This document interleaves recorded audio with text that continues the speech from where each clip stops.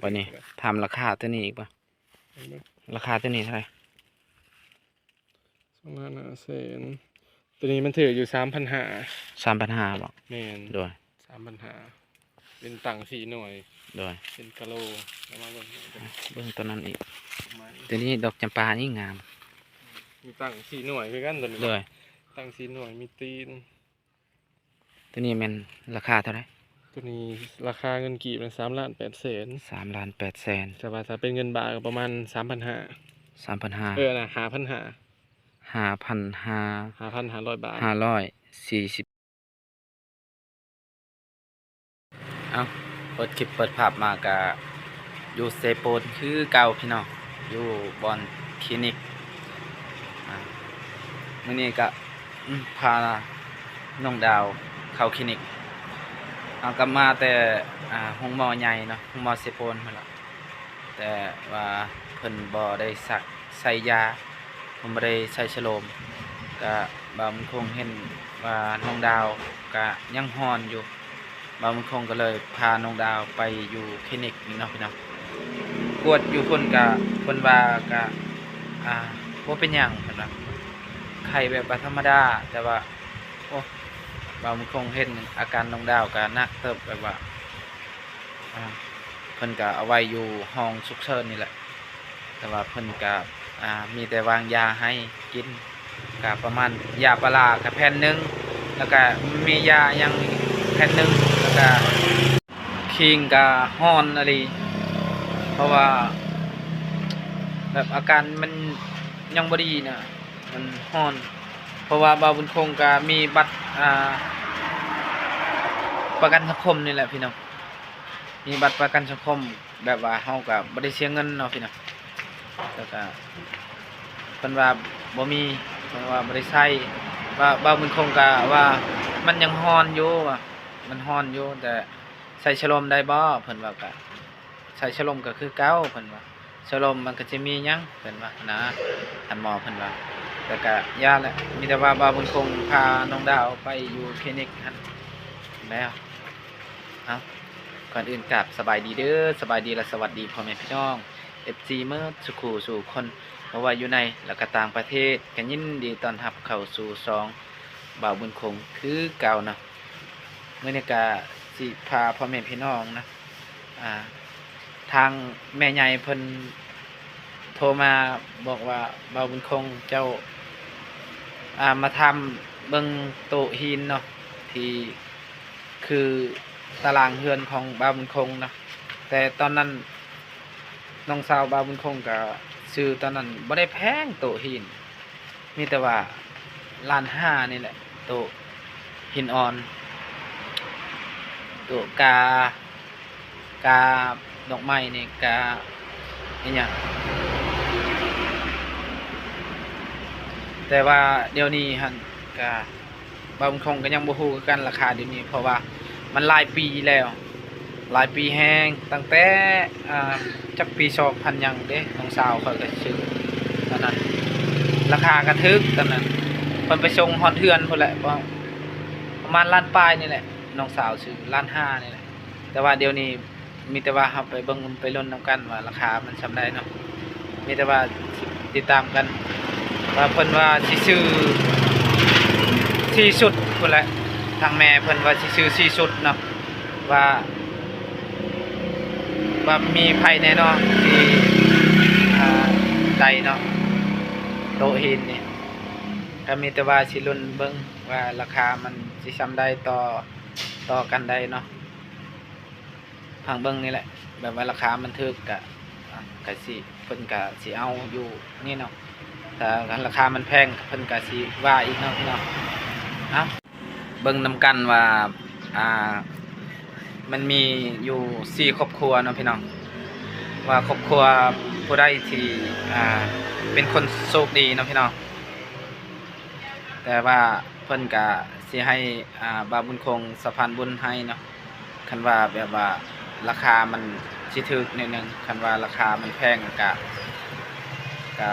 มีแต่ว่าสิลุ้นนำกันเนาะพี่น้องเพราะว่าเฮาก็ยังบ่ฮู้คือกันว่าราคามันส่ำใดเดี๋ยวนี้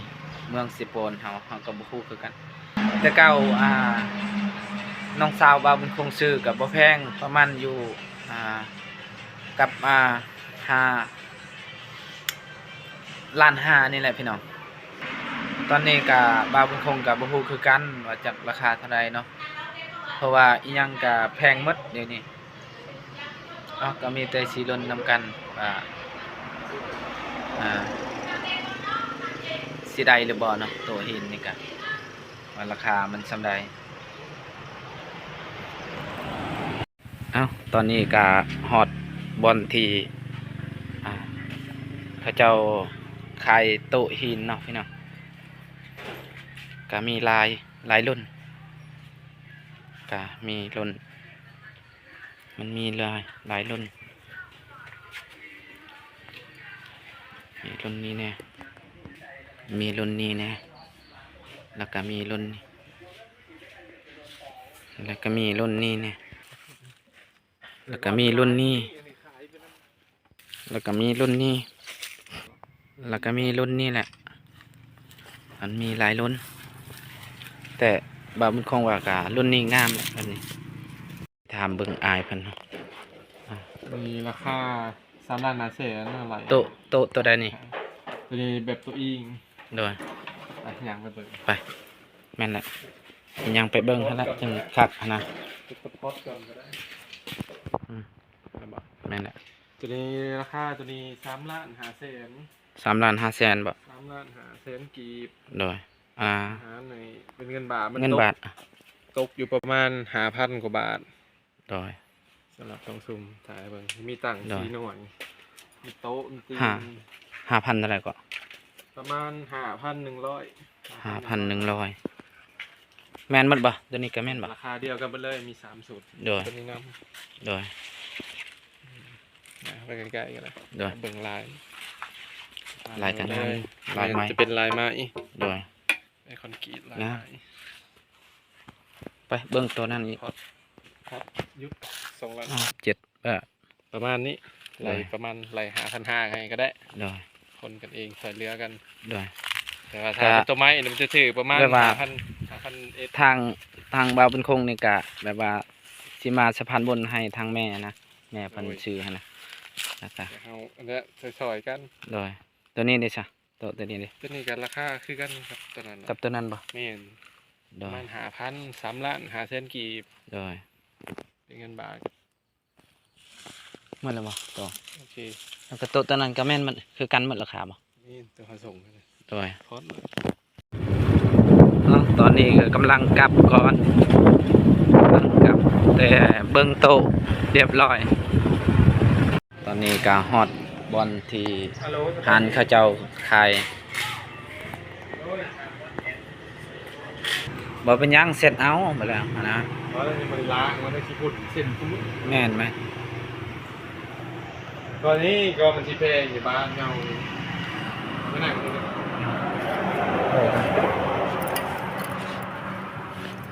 ถ่ายคลิปหนึ่งมันลงเลย เนาะ โต๊ะสั่งเครื่องเอาก็มันสิแพงอยู่นะว่าหนึ่งเนี่ยขาปูนมันก็แพงบ้านเฮา โดย ขาปูนขาสีเครื่องนำเข่าเบิด โดย เล็กเศษเล็กเนี่ยในค่าที่งานแต่ละมื้อเลยของเขาได้จ้างสาเจ้ามือหนึ่งกับ2 แสนละกันราคาได้จ้าง โตะ ตามราคานี้เลย แต่ว่าราคาโต3,500บ่มี ตามราคาเรื่องที่เปิด โดย มันอาจจะมีบ่มีตัวอิงหั่นน่ะ ใช่เบิ่ง ตัวที่เฮาเบิ่ง ราคาโตะ3,000ปลายคือแม่เพิ่น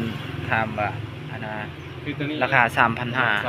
ประมาณนี้นะมันเป็นแบบนี้ ตัวนี้ 3,500นี่โดย 3,000เท่าไหร่ก่อนตัวนี้ 2 ล้าน5อ่ะมาไหลมีเงินบาท 2,500,000 2 ล้าน5 แพงเลย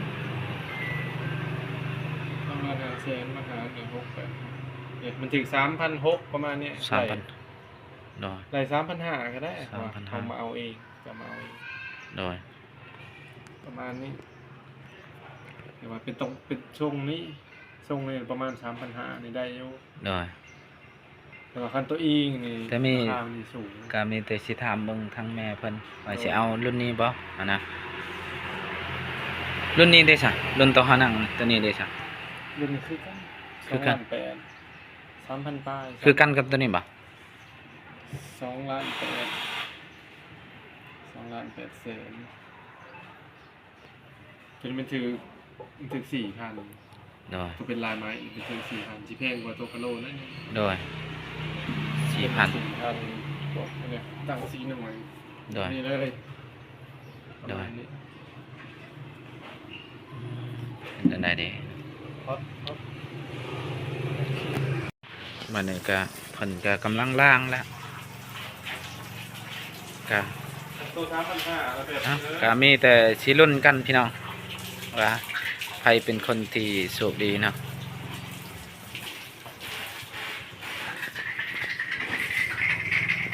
เอาตอนนี้ก็อยู่คลินิกแล้ว เพราะว่าอยู่ห้องหมอก็เพิ่นก็บ่ได้ใส่ชโลมเพิ่นว่ามีแต่วางยาให้นะเฮาก็เลยแบบพาเมียมาเข้าคลินิกนี่ได้อาการใครในแล้วบ่ใส่ชโลมเป็นที่เรียบร้อยแล้วการดองดาวชโลมก็สิหมดแล้วใส่ตั้งแต่เช้านี้พี่น้องใส่ตั้งแต่จักโมงเขาใส่ประมาณ 9 โมงเนาะ 9 โมงนี่แหละใส่เพราะว่าอยู่ห้องหมอเพิ่นก็บ่ได้ใส่เพิ่นว่าบ่ได้ใส่ฉลมใส่ฉลมก็คือเก่าเพิ่นว่าก็จักนำเพิ่นเฮาก็บ่ฮู้คือกันเพราะว่าเฮาก็บ่แม่นทันหมอเพิ่นว่าบ่ได้ใส่แต่อันน่ะคือสิแม่นแบบว่าบ่ได้เสียเงินติเพิ่นจึงบ่ใส่จักเฮาก็บ่ฮู้คือกันพี่น้องแต่ว่าเฮามีบัตรประกันสังคมนี่แหละพี่น้องแต่ตอนนี้ก็อาการของน้องดาวก็คล้ายๆนั่นแล้วใส่ฉลมแล้วเพิ่นจะได้นอนแล้วไปเช้านี่ก็ขิงฮ้อนอะไรพี่น้อง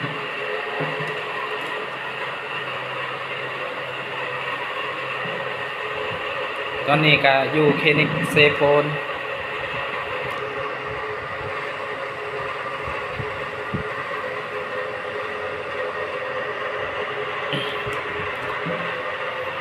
เป็นยังไงกันใครนะเลยมัดสโลมเนี่ยเฮากะ สิขอพักอยู่เพื่อนพ่นเนาะเพราะว่าเฮากะยังมีอันน่ะอีนางเนี่ยเนาะอันน่ะอีนางสิให้ ให้แล้วเดี๋ยวนี้เพิ่นก็บ่สบายเนี่ยเอื้อยเพิ่นและเอาน้องไส้เอากับไว้เอานุดดาก็สำบายแต่ว่าเพิ่นเจ็บหัวก็ให้ตอนเฮาไปเมื่อกี้นี้เพิ่นก็ให้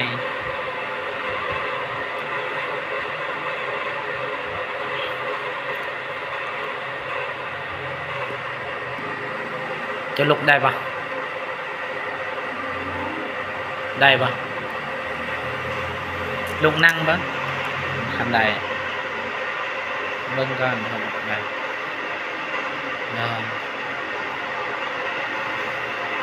มีแต่แนวเจ็บตลอดก็บางคงก็เฮ็ดเวียกก็เมื่อยเวียกเนี่ยก็เมื่อยนำคนอยู่บ้านอยู่เฮือนไงเห็นว่าเจ็บนั่นเจ็บอันนี้ก็หาเงินจะให้ได้แนวได้พี่น้องเอ้ยหาเงินก็มีแต่แนวเจ็บแนวเป็นบ่มีกำลังใจแล้วบางคงก็เฮ็ดเวียกก็มีแต่แนวเจ็บตลอดอยากนอนก็นอนแหละเป็นอะไรวินหัวบ่โดยทางนุดดาก็จักเป็นจังใดแหละบางเทื่อก็ให้เพิ่นให้กินนมบ่เป็นหยังดอกเพิ่นก็ข้าวบ่อยากกินปานใด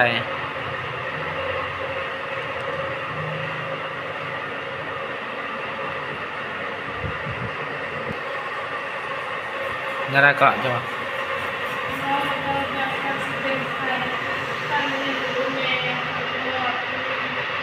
พันเห็นไทยก่อนแม่เจ้าว่าไหนได้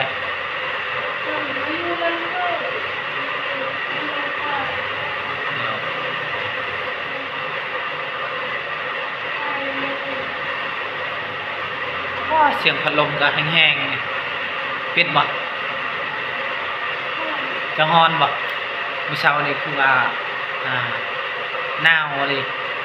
เอาผมกับบักใหญ่ๆนี่ผมมอนหนาวขี่รถกระตุ้มพร้อมอีกอันนี้ก็ดีใจแล้วที่ใครแน่แล้วว่ามันคงจะโอ้ยอุกเฮ็ดเวียกคนโทรมาว่าบ่สบายเนี่ย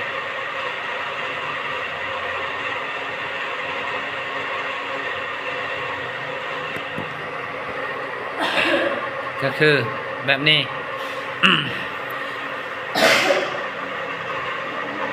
ทางแม่ใหญ่เพิ่นเห็นเจ้าแล้วเราอีต้นเราพากเงินมาให้ซื้อยานี่แหละอัน500เนี่ย500 บาท500 บาทบ่าวบุญคงก็เอาแล้วอยู่ตลาดแล้วตกอยู่เงิน300,000กับ4,000นี่แหละเพิ่นหักค่าธรรมเนียมเนี่ยมีแต่ว่าให้เจ้า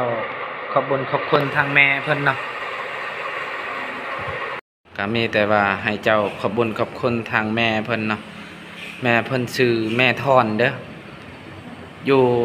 พังไทยเพิ่นเป็นคนไทยให้บ่าวบุญคงไปเบิ่งโต๊ะนี่แหละโต๊ะหินนี่แหละเพิ่นสินะเอาเป็น4ชุดนี่แหละแต่ว่าบ่าวบุญคงก็ถามแล้วราคาว่ามันแพงแต่ก็มีแต่ว่าพังเบิ้นเพิ่นนี่แหละพังเบิ้นทางแม่เพิ่นน่ะสิปรึกษาแม่ก่อนว่าเพิ่นสิเอาหรือบ่ได้เอาก็ยังบ่ได้ฮู้เด้อพ่อแม่พี่น้องเนาะเพราะว่ามันแพงก็มีแต่เจ้าขอบคุณทางแม่เพิ่นน่ะที่ฝากเงินมาบ่ยกก็ได้ยกมือเดียวก็ได้ขอบคุณเด้อแม่ทอนที่หักแพงลูกที่พาเอิ้นมาให้ลูกขอให้แม่ดีอยู่แล้วสุขภาพเข้มแข็งความเจ็บจะได้คนไข้มีปรารถนาสิ่งใดขอให้ได้สิ่งนั้นเพื่อนที่แม่เอาไปก็ขอให้สำเร็จโดยขอให้เขาเด้อขอบคุณแม่หลายๆเด้อสาธุฝากเงินมาขอให้แม่อยู่ดีมีแห้งความเจ็บอย่าได้ความไข่อย่ามีปรารถนาสิ่งใดขอให้ได้สิ่งนั้นเงินที่แม่ฝากมาให้ก็ขอให้กลับคืนแม่ห้อยเท่าพันเท่าเด้อแม่ก็สำหรับคลิปนี้ก็ขอจบไว้เพียงสำนี้ก่อนเด้อพ่อแม่พี่น้อง FC เมื่อสุขคนที่ติดตามและรับชมเนาะสำหรับคลิปนี้น้องดาวบ่าวบุญคงกราบคำว่าสบายดี